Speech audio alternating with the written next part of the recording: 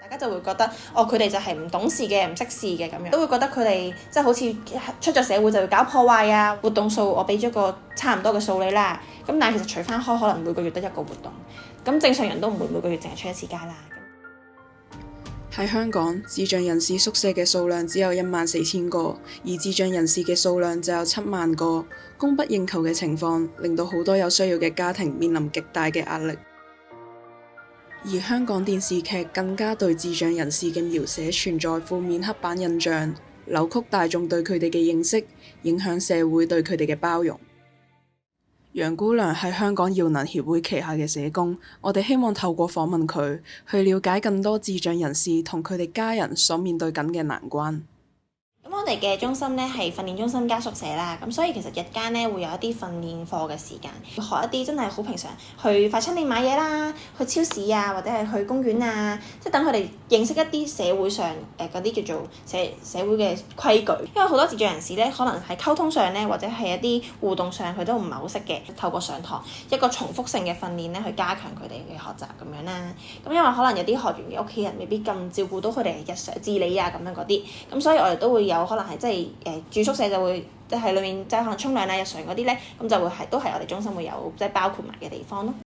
有調查顯示，智障人士嘅照顧者以佢哋年邁嘅父母為主，主要年齡層為61至70歲，61歲或以上照顧者佔總人數嘅53%。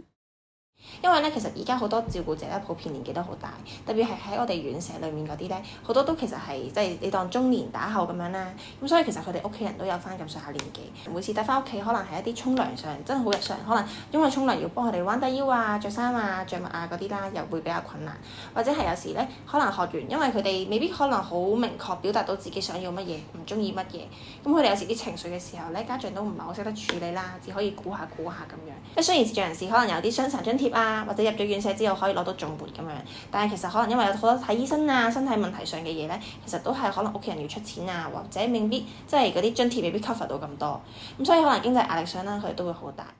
照顧智障人士令到照顧者壓力爆煲，無能為力嘅佢哋十分需要院舍嘅幫忙，但院舍又有冇足夠嘅人力物力去支援呢？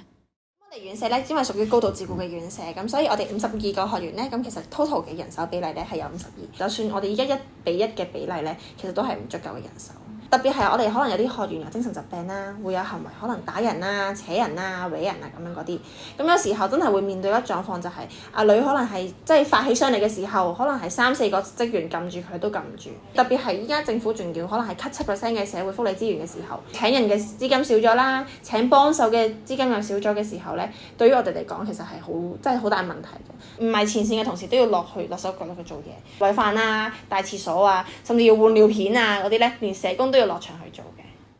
智障人士一般自細入讀特殊寄宿學校，畢業嘅年齡為18歲，最多可延遲至21歲，屆時必須離開學校宿舍。如果屋企人照顧有困難，可以向社署申請資助嘅住宿服務。